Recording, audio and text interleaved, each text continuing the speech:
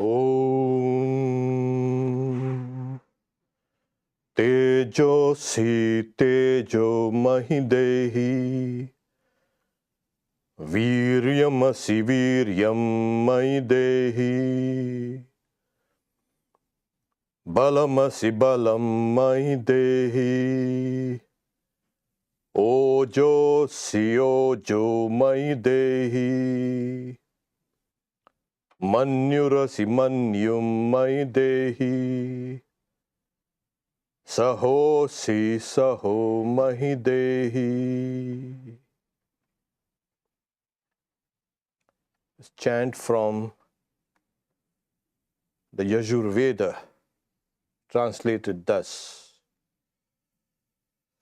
Thou who art power, fill me with power.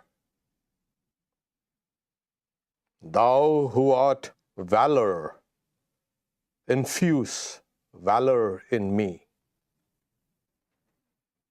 Thou who art strength, give me strength. Thou who art vital energy, endow me with vitality. Thou who art anger against wrongdoing, instill that into me. Thou who art fortitude, fill me with fortitude. Om, peace, peace, peace. Good morning, everybody. And today's talk is character and spirituality. We all know this most of us know this popular saying of the Chinese philosopher Lao Tzu: watch your thoughts, they become words. Watch your words, they become actions. Watch your actions, they become habits. Watch your habits, for it makes for character. And watch your character, it makes your destiny. So it's pity and it's telling. It all starts with thoughts. And we see that most of us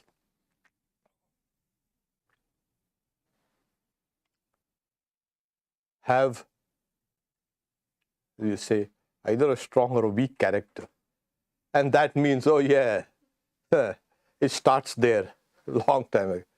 So character is defined as the mental and the moral qualities distinctive of an individual. Character is nothing but human experience. It also exhibits culture, intelligence, etc. Each individual is unique, as we can see.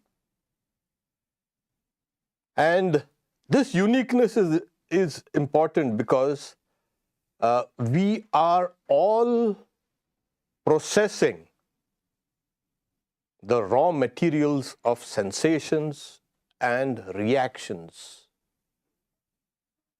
into forming the character. And this is it's a very dynamic. So Swami Vivekananda was very clear. Don't ever judge somebody and keep that judgment forever. You can't do that. because it's a very dynamic, you can say, environment we are in.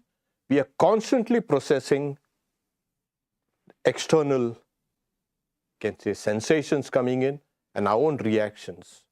Our own reactions will also depend on time, place, circumstances. Time, place, circumstances themselves have their own distinctive character. The character of this place is different from the character from that place outside. And that is different from the street outside. People, yes, people are always constantly in that, you can say, process of molding one's character.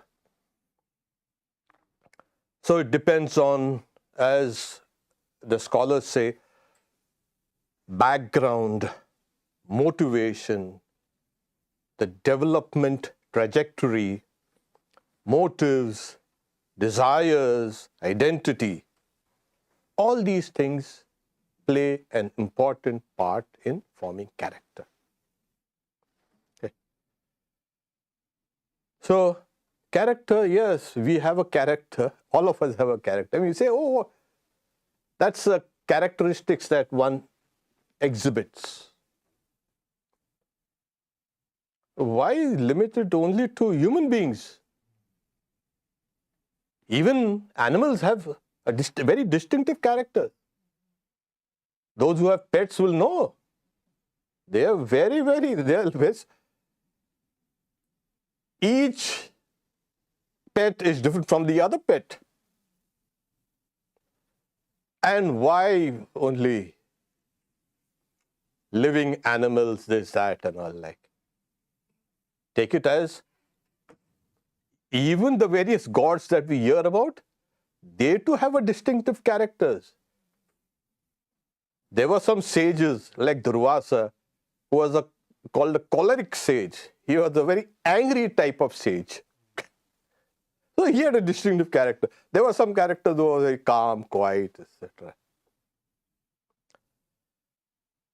So this is very pervasive, and it is one of the most important factors in our lives. When we interact with people, we are actually interacting with people's characters. And this is a very dynamic place. As not only people, like I mentioned, places have a distinctive flavor and ambience. Places, things, everything has a kind of uniqueness to it. And that's the reason why just to see this world as a material world becomes an impossibility. Because your mind is always involved in this world. Okay. So, it's not only mental thoughts, your ideas of morality also are important. And deep down, we are all spiritual beings. And that also is one of the greatest elements in the formation of character. I mean, real strong characters, characters that can move humanity. These are very strong characters.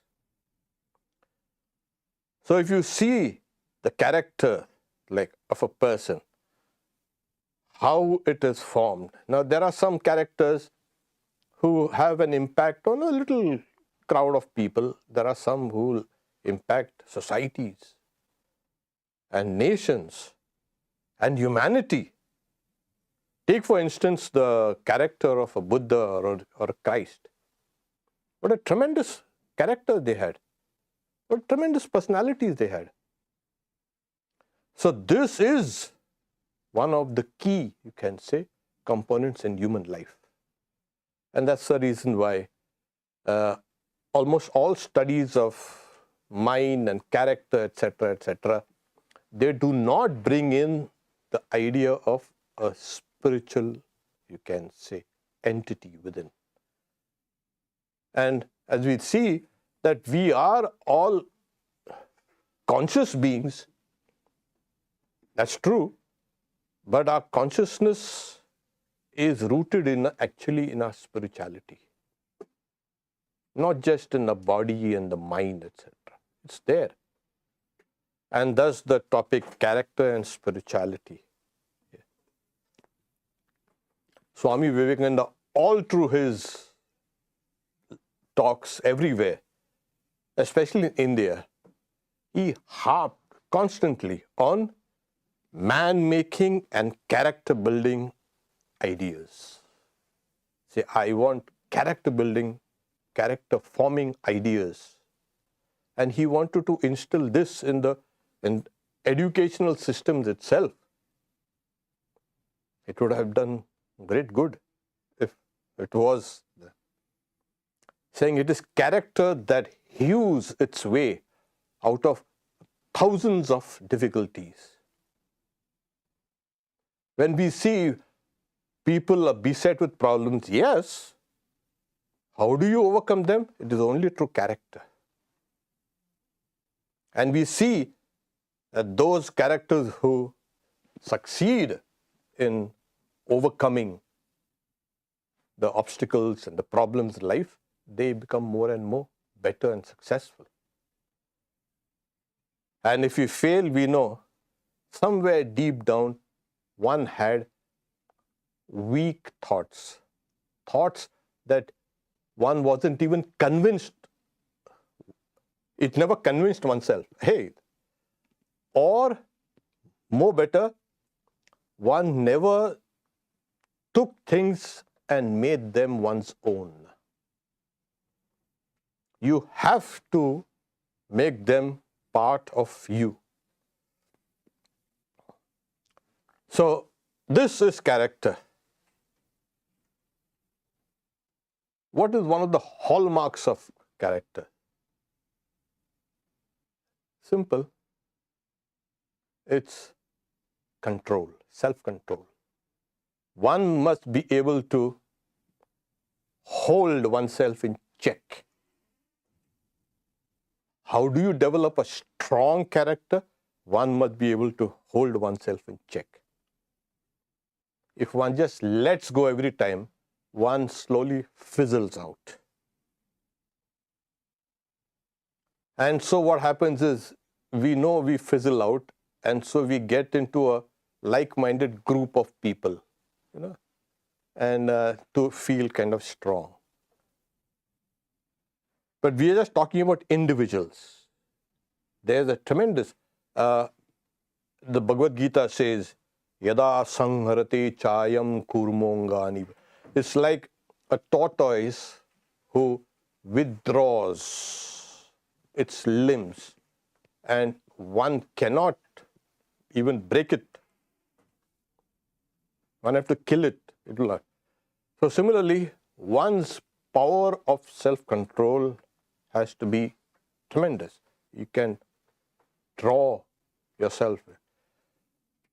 And this drawing back your actions and holding even your thoughts in check results in the development of power. Yeah. We are not creatures of impulse. Something happens and we just jump to conclusions or to actions. We must be able to hold ourselves in check. And that's why it is said that it is only then when you can control yourself, then the rest of the things become easy. You can control your impulses, you can control your emotions, you can control, I want to say something, and suddenly I blurt it out and I had no restraint there. That is one of the hallmarks of characters. Like if you see in the lives of all the great saints, you'll find that is there. especially spiritual people, oh, you have to just keep a check on yourself. That's it.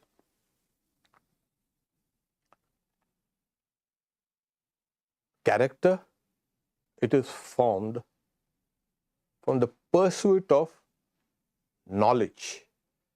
People pursue happiness. Nobody pursues misery. We want to avoid misery and seek happiness.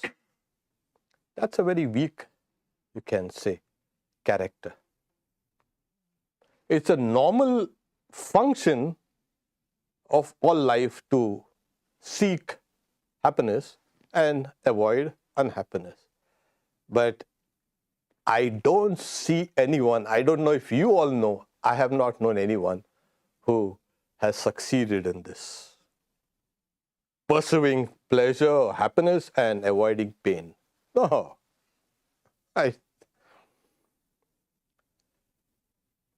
But one thing we can see, that the character that's based on knowledge is the strongest character. So that's a second hallmark. So it is knowledge that we are all going to, not simply avoiding misery and going towards happiness. That makes for a very, you can say, fragile character. This world is a mixture of both good and bad. You just can't avoid it. And avoid it? You try avoiding, you go up to the mountain tops. People have been trying that. They couldn't avoid it. They could go down in even a submarine, they cannot avoid it. So both these is a mixture of good and bad. And as I said, the whole process is very dynamic. Sometimes good comes and that good sometimes turns bad, and so bad sometimes good. Or sometimes what is good to me is bad to someone else. So there is no clear line of demarcation, but this is good and good, and this is bad and bad. Sensations are sensations. It is when we react to them that makes things the good or bad. So both these impulses come in. Impulses coming in, and what happens is, as we see, they leave different marks on us. Swami Vivekananda says different pictures. It leaves different pictures. And we know these are called the waves of the mind, chitta vrittis. These chitta vrittis come, they arise and they subside, but they don't disappear. It leaves a mark on us. So a person is a mixture of both these good and bad. Both these. And it is found that misery is a greater teacher than happiness. It is blame, not praise, that brings out the inner fire. It is struggle. And there is no one alive who says, I've done with struggles. My struggles are over. No. Your struggles begin the moment you are born, and it will end when you die. If you stop struggling, you die. I mean, physically, if you stop mentally struggling, you're gone. You're just yanked by all the forces that are around you. And there are hundreds of forces, factors rather say, that are constantly making you struggle. And this struggle is what is called life. So one time Swami Turiyananda, he was very ill. He was in Puri, Jagannath. And he was lying down, very ill, and he saw forces around him. Like he was a great soul, trying to draw his inner forces out. The inner vital energies are fighting with the external forces that are trying to draw the inner vital energies outside. I mean, people say, what happens at the time of death? I got that clue there. Like concentric, you can say, circles, concentric circles, trying to draw this. So there's a tug of war going on. There's that pravritti forces trying to pull it out, the inner forces, and the other one is struggling, pulling.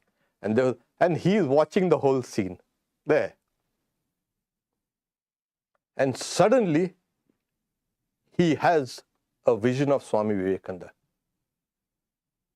I say, Haribhai, his name was Hari, so he's brother Hari. Brother Hari, what is this? Come on, get up.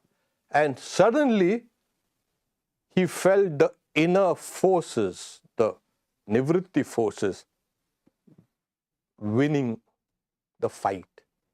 And the external kind of forces just dropped. And he survived. So, Swami Vivekananda, we don't expect Swami Vivekananda to come there. Oh,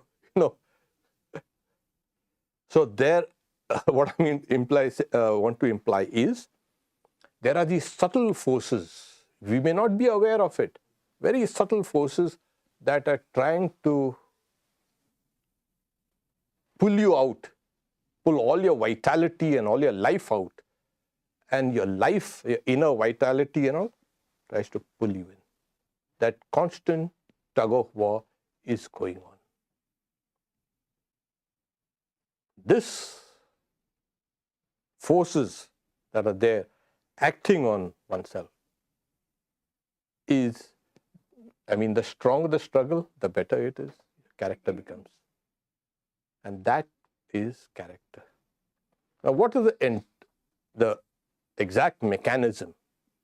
The exact mechanism, like Swamiji says,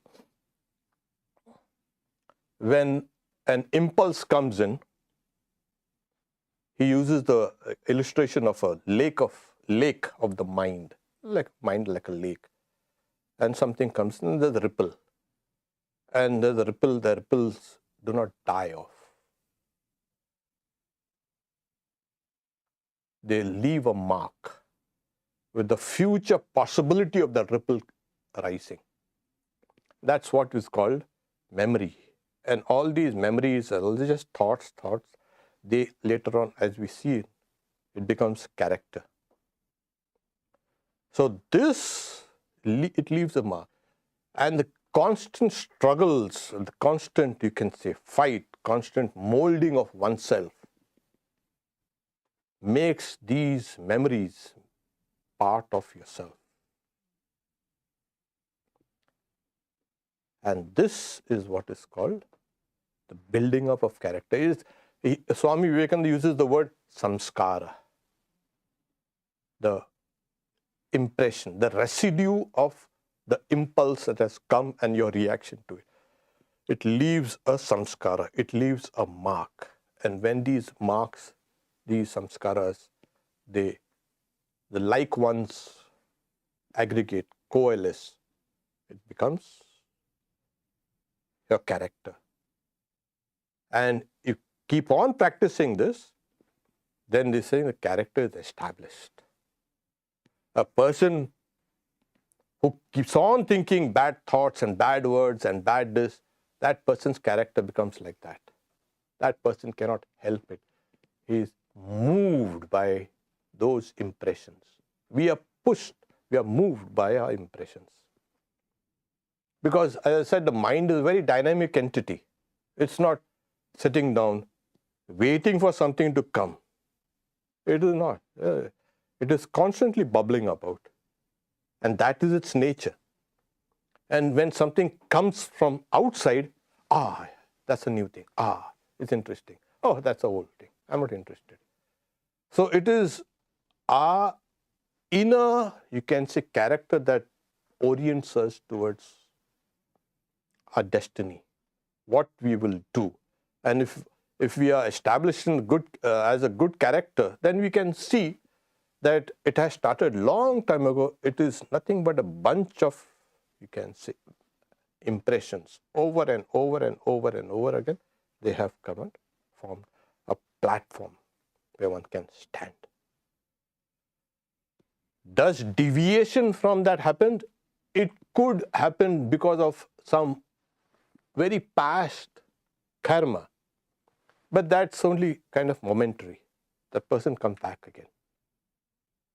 So the character is established, they say, through 1,000 struggles. Now, when we talk about character and the memory, it's all the play of karma. It is karma that's hammering us, and we are hammering back.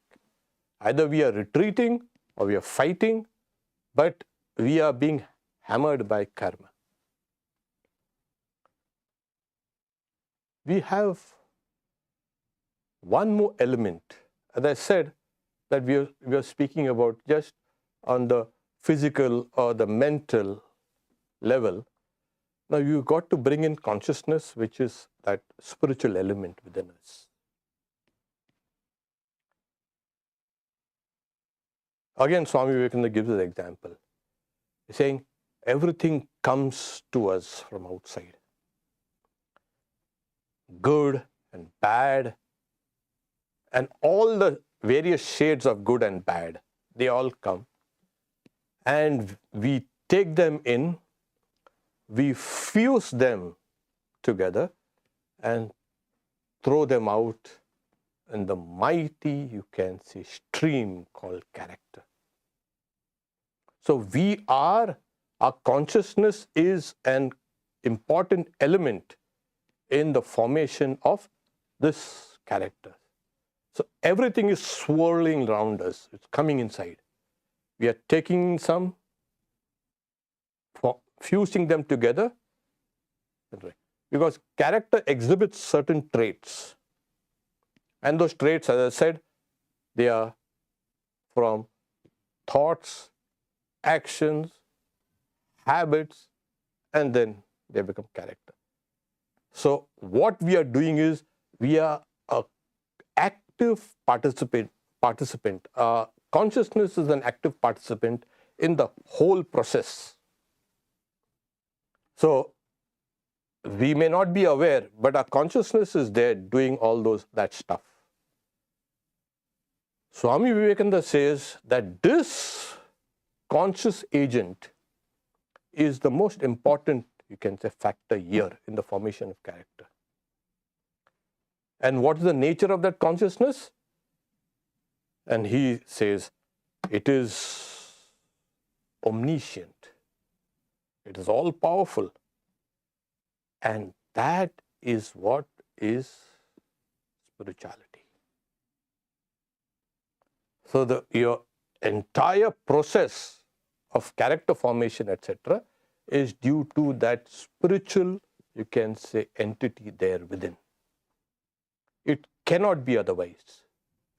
So that is fashioning everything about and throwing it out. So it is character that impacts people, places, things. I remember, there was a Swami. He was not so well read, or you can say articulate. And I think he knew just a few words in English. Yes, yes.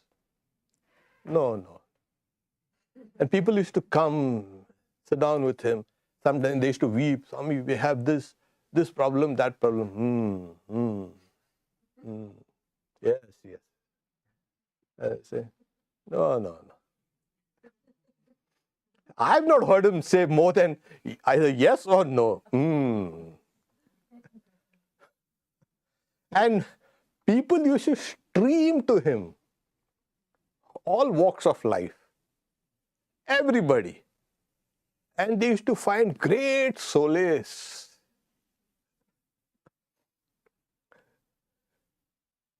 Now, one time he was one of the managers of Belur Math, the main headquarters there. His presence itself was enough. Everything was running on, right, like clockwork around.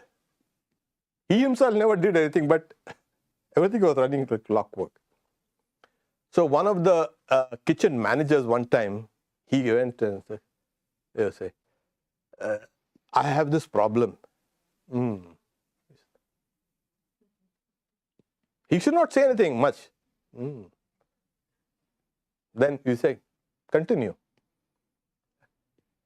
Saying, when we have in the kitchen, in the dining hall, those who have seen Belur Math, rows and rows of Swami sitting down, And food which is served by novice, is sit on the floor, and food is taken in a ladle and a kind of a big, rather bucket, and food is served. So some of these old Swamis were disciples of direct disciples. They were also great. So they should not see, they not acknowledge this brahmachari. He's supposed to give one piece of something, a sweet. So they used to put their hand in the bucket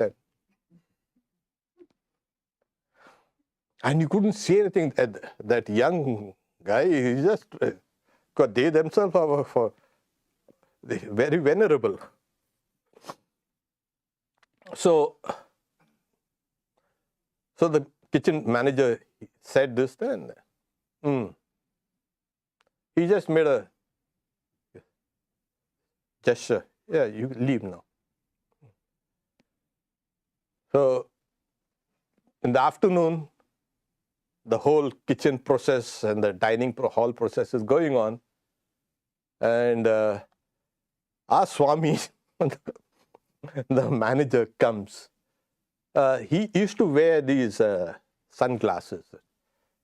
So he just stood on the door outside, the dining hall door. And he just took off his sunglasses. He looks around once, puts it in, and goes out. When he enters, there was a pin drop silence. He just looks at everybody and goes, everybody gets a message. So the next day, nobody is grabbing extra. It was just his personality, his character.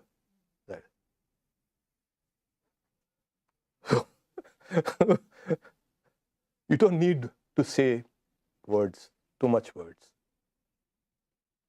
Your very presence will speak. So that Swami, oh my God, he was really great. Great in the sense of he had practiced, and besides, he was Holy Mother's disciple also. Okay. And he had practiced tremendous austerities, and that was very apparent. We never saw him practicing all those austerities and this and that.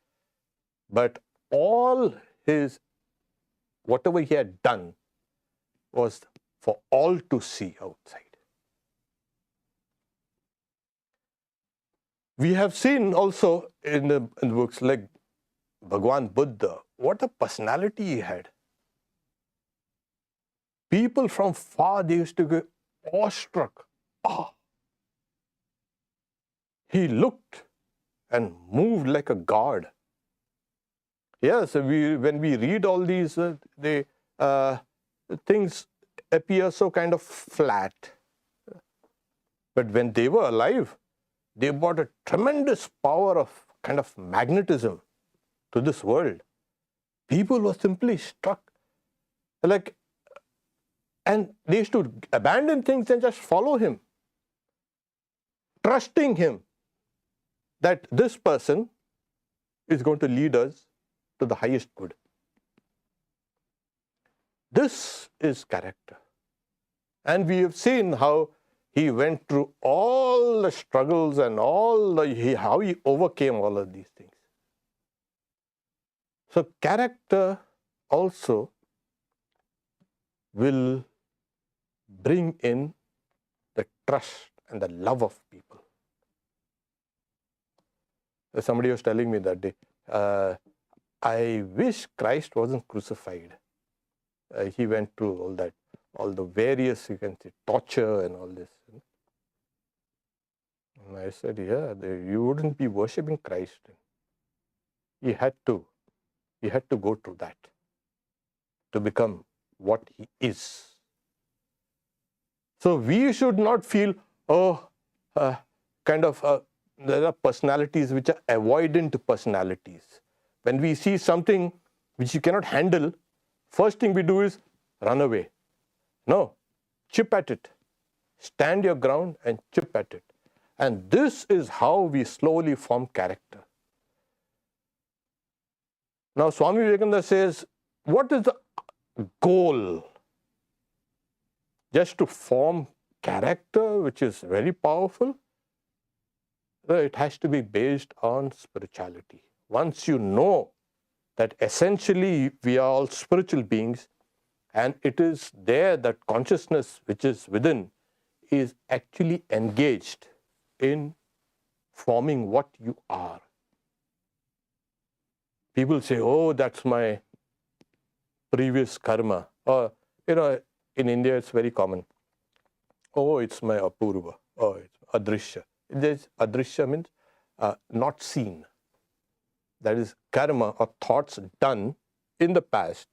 They are fructifying, but we don't know them. But that's why they call it adrishya, unseen. The unseen results are coming in, hitting us. Oh, it's my. If you are like that, saying there are two attitudes. One is, oh, it's my past karma. I cannot do anything. I cannot move. I cannot struggle. The other is, he calls them the lazy ones.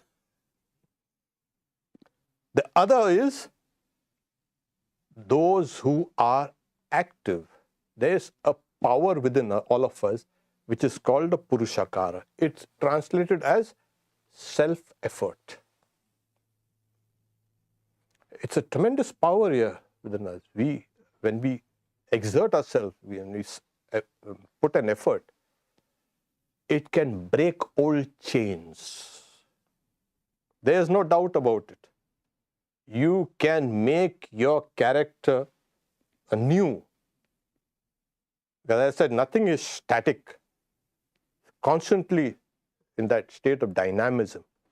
And this is what happens.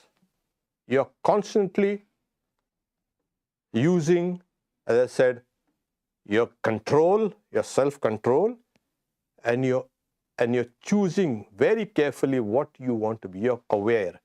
As Lao Tzu says, watch your thoughts. You're aware. Watch your thoughts, they become words. Watch your words, they become actions. Watch your actions, they become habits. Watch your habits, they become character. And watch your character, it becomes a destiny. The destiny is to be free. This is not to be under the thraldom of memories and karma and struggle and this and that. One has to come out and completely be free. So this self-effort, purushakara, is extremely important in the formation of character. If that is missing in life, everything is missing in life. One must be able to exert oneself and say, I am the maker of my own character. I am the maker of my own destiny. No one else is responsible. Yeah, you can get outside help. But ultimate responsibility is oneself. And instead of blaming the world, blaming circumstances, blaming this, see, character, as I said, can cleave through hundreds of difficulties and hundreds of problems. This is what is needed today. Another aspect of character formation is the idea of sacrifice. The more you can sacrifice, self-sacrifice, the greater one becomes. As we have seen, there are some characters that represent humanity. We are not talking about the guys, the small guys. They represent a nation. The impact on history has been permanent. They have left a mark on history. They left a mark on society, on nation, on humanity, and there they are. Today we study their lives, we get inspired by their life. If you see their lives behind, at the back, they have all gone through these things. Ultimately, they have struggled and they have conquered. They have won a place in the hearts of everybody. And they become a source of inspiration. We can keep them in front of a mind's eye and say, these people did it like this. This is the way. So we also tend to emulate certain characters, strong characters. And this is the reason why they say that one keeps on doing what will lead one to the highest good. And the highest good is this. Slowly we come down to spirituality. This character will, based on one's own consciousness, will free us. That character which binds us to the world, that's no character. Because we are bound by people's opinions, people's ideas. We are just a mass of undigested, second-hand, superfluous opinions, ideas, knowledge of others. That's no character. One will have to stand on one's own feet. This, and out of that fusion of all these kind of contradictory sometimes or similar forces fusing, give the world something. Every character has given the world something new. If you don't have anything new to give, that means you have not worked hard enough together. So they leave a mark on the world. They leave a mark. Wherever you go, they will leave a mark. And people will get inspired. So if people are not getting inspired around you, then we know, oh, there's something wrong there. This is how we look at character and spirituality. Ultimately, it will lead you to spirituality. And if you can do that, you have used all the world's resources. The people say, the world is a terrible place. The world is a miserable place. The world is an unhappy place. The world is disastrous. They have lost the game. Look at the world as full of resources. Use the resources. And then play the game of life. Consciously, now you know the rules. Because generally we blame a lack of education, a lack of this training, a lack of skills, and lack of this, a lack of, we keep on. That is not a way to go. Everything is an opportunity for us to form character. And slowly, slowly, slowly, as we go, we will find that it has been a remarkable journey, a beautiful journey, where like Buddha, when he used to walk down the path, hundreds of people used to just follow him, trusting him, that this will lead us to the best. So then people will trust you. Then people will love you. Then people will say, yes, he has cleared the path.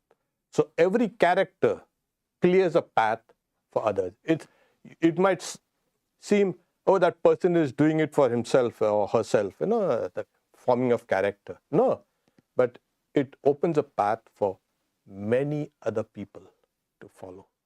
It helps the world. So these kind of people are a blessing to the world. Wherever they go, the world acknowledges their presence. Om Shanti Shanti Shanti Harihi Om Tat Sat Shri Ram Krishna Arpanamastu.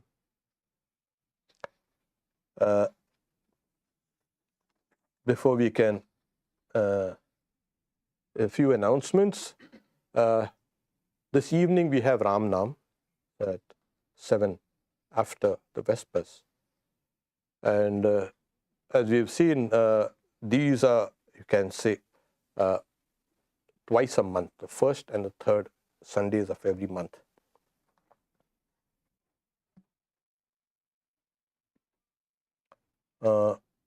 There's no questions here. Okay, if I don't have this kind of strength, will the divine still help me?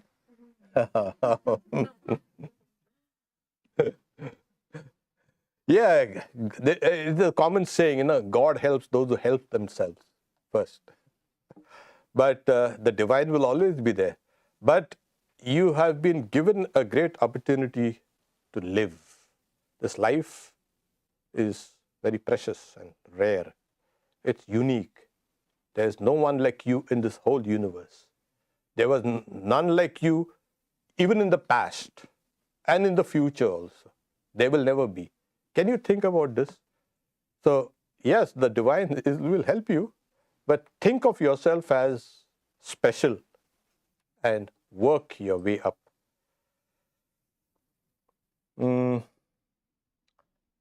This is scary. Oh no, okay.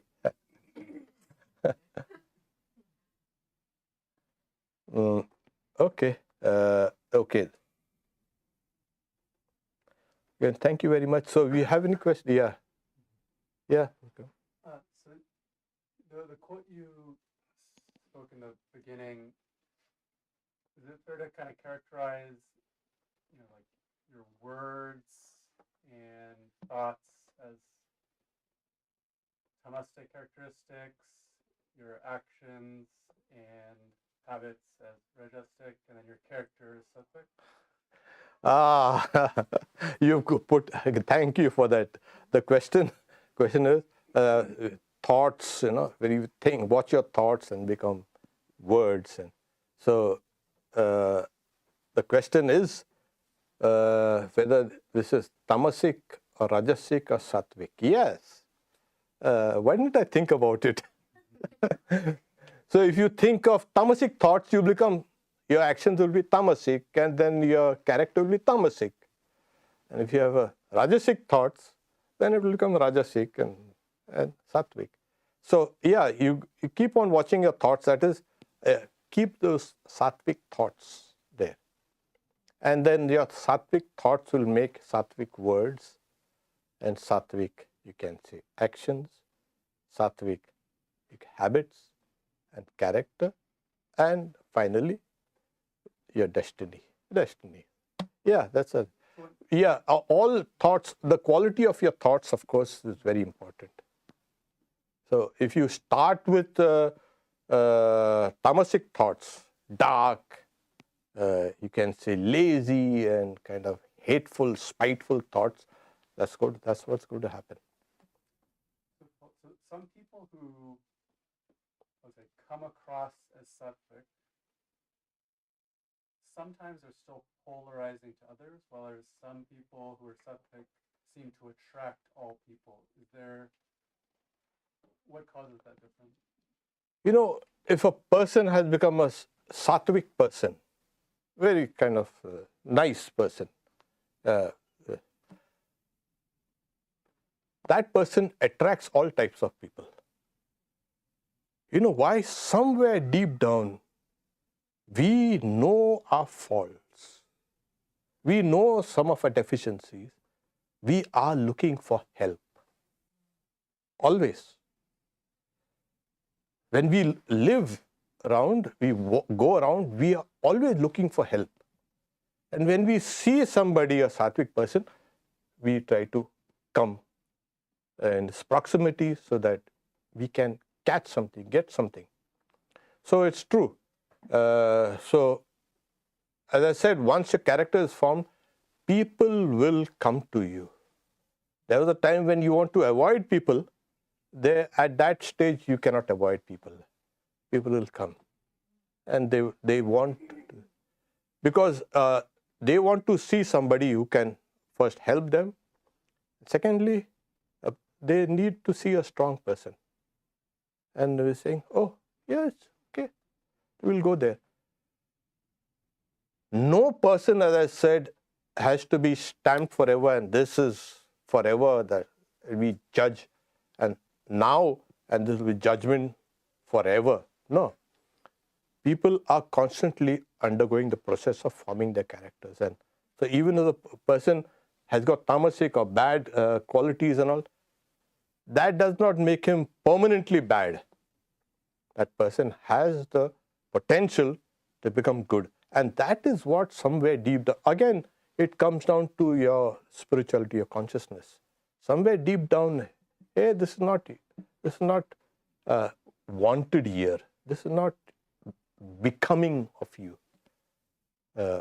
Better, because your consciousness is evolving. And as it evolves, it tries to push away all the kind of dirt that's around it. So that's what will bring people to you. Okay. The rest of the questions we can take it downstairs. Okay. Om Shanti Shanti. Next Sunday's talk will be on the two types of knowledge in Vedanta.